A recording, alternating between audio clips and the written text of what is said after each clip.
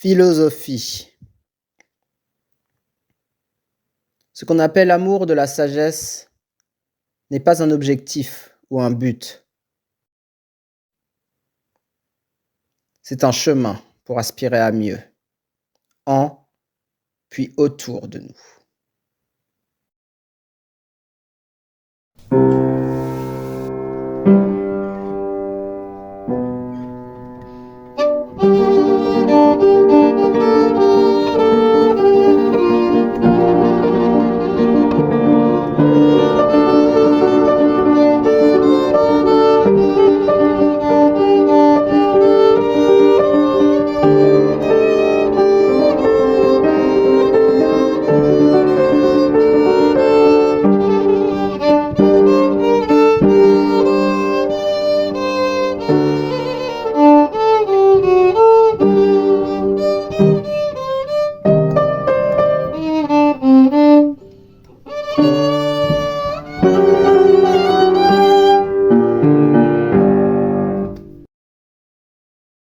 Amis du jour, bonjour. La dernière fois,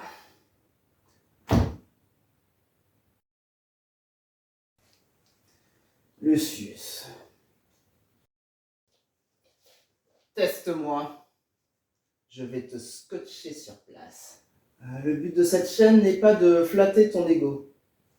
Et je suis pas sûr que tu sois capable de me scotcher sur place. Teste-moi et tu verras. Pas maintenant. Quand? Le thème, c'est la mémoire. Après la chronique. Parfait. La dernière fois, nous avons parlé de la mémoire sous l'angle scientifique et psychologique. Mais c'est une chaîne axée sur la philosophie. Aujourd'hui, la mémoire, partie 2.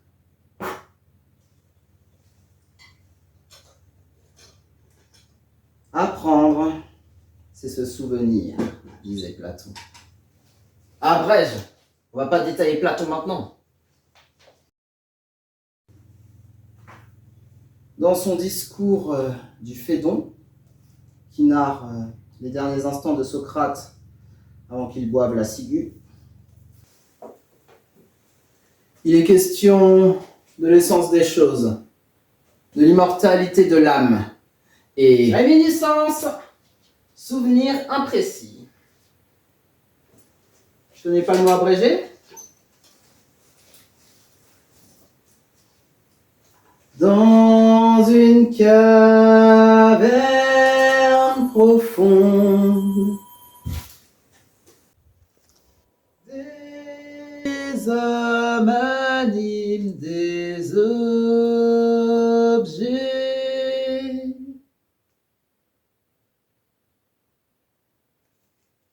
La caverne est dans la République, pas le Phédon. Je ne peux pas parler de l'un sans aborder l'autre, Lucius. C'est pour ça que je l'ai illustré. J'ai pas plus rapide. Tu viens de perdre 9 secondes, au moins. Selon Platon, tout ce que nous pouvons sentir, voir ou toucher appartient au monde sensible, à l'intérieur de la caverne. Nos corps ne seraient qu'un réceptacle, un véhicule pour nos âmes, qui viennent de l'extérieur de la caverne.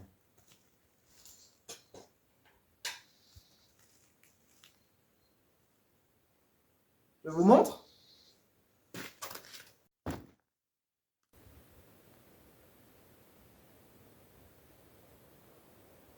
Le monde des archétypes. Le monde des idées. Pas de chaleur, hauteur, profondeur, espace, ou même temps. Rien de perceptible pour nos sens. Par conséquent,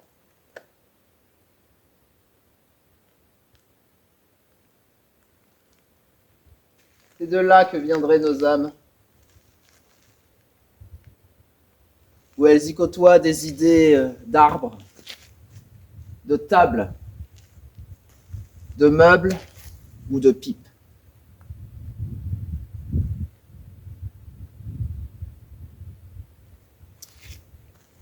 Mais dans notre plongée dans l'incarnation,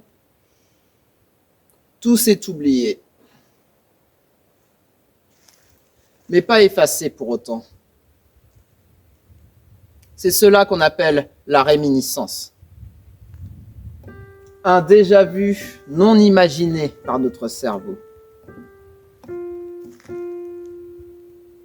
Le souvenir de l'âme.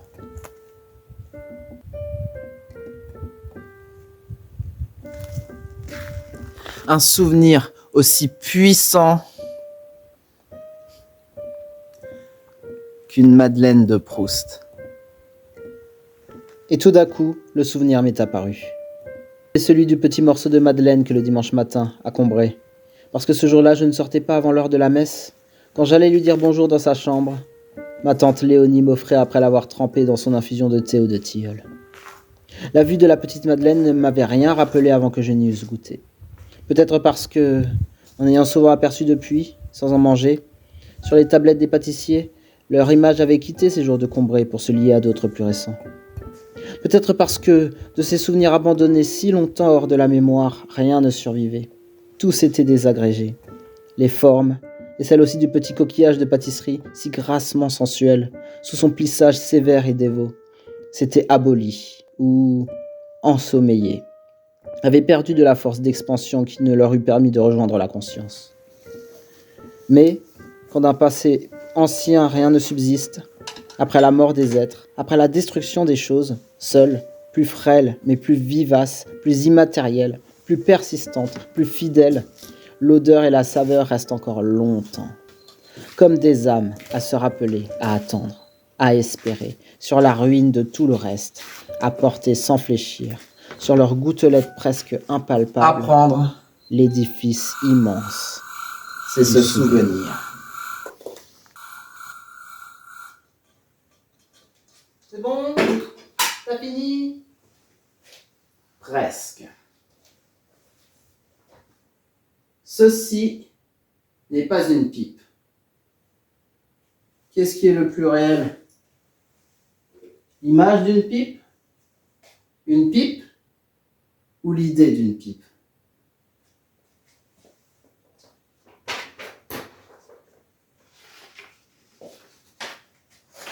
L'image d'une pipe, ça se déchire. Une pipe, ça se casse. Mais l'idée d'une pipe, c'est indestructible. Et on peut la décliner en des milliers de matériaux et des milliers de formes.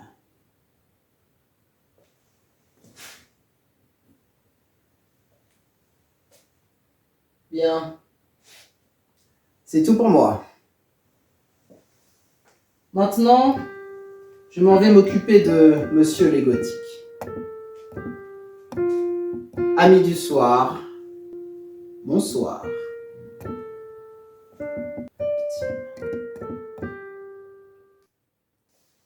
Très bien. À nous maintenant. Je t'attends. L'exercice est le suivant. Tu vas chanter. Chanter? Je suis le réceptacle des muses grecques. Tu sais tout ce que tu as à me proposer. On peut finir?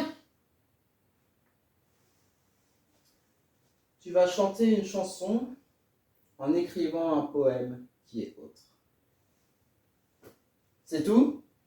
C'est déjà pas mal.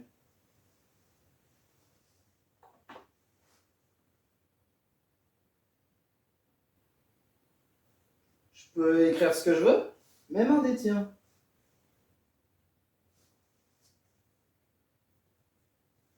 Une de mes chansons aussi? Nous sommes la nuit, le savoir est un poignard. Certainement pas. Très bien. Aznavour. Ok. La Bohème? Trop classique.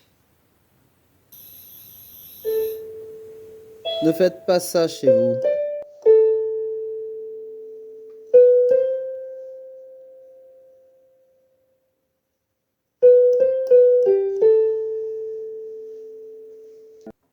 Camarade, tu étais mon seul ami, mon camarade.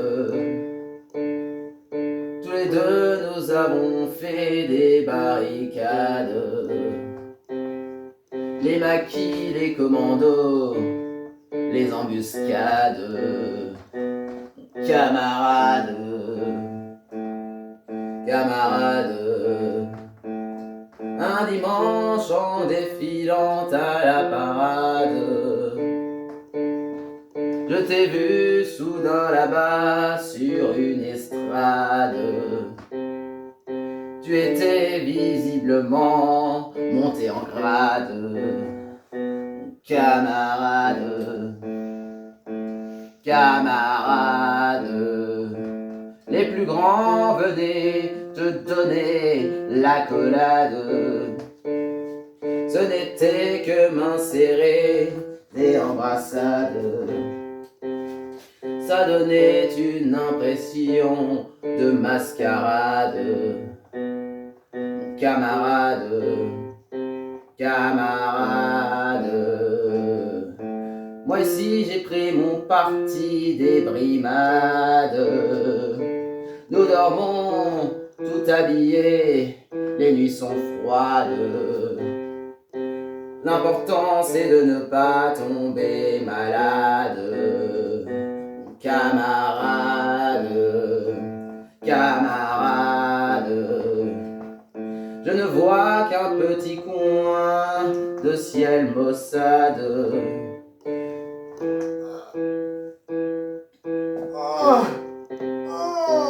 Et voilà.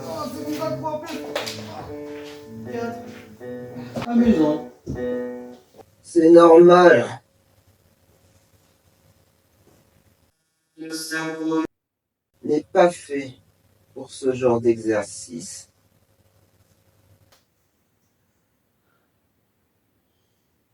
T'es qui toi? Tu ignores qui je suis, Lucius? Non, il peut pas savoir. Il était pas là. Quoi?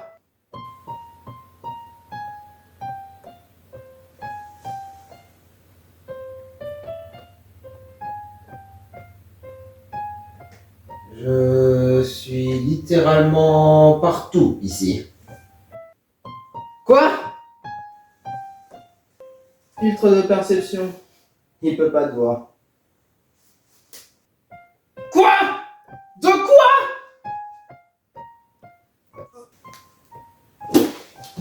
Oh. Je suis sérieux. Ne faites pas ça chez vous. Orgueilleux à ce point, ça n'a aucune logique.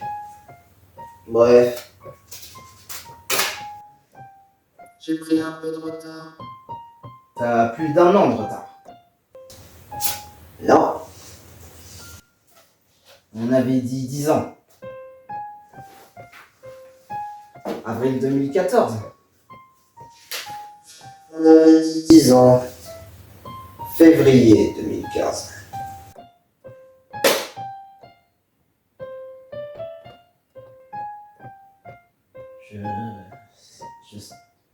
Je sais pas comment tu fais pour mémoriser.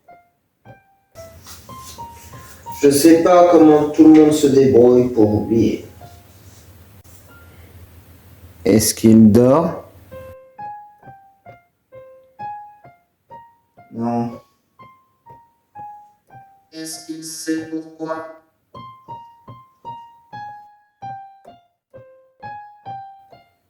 Faudrait qu'il dorme pour le savoir.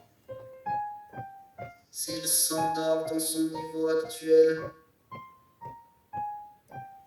c'est Game over.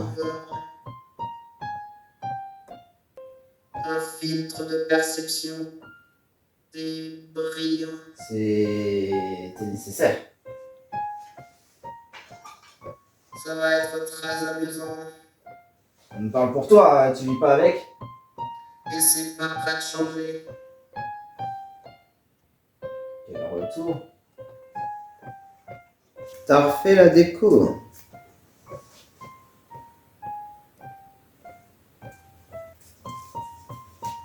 J'aime bien.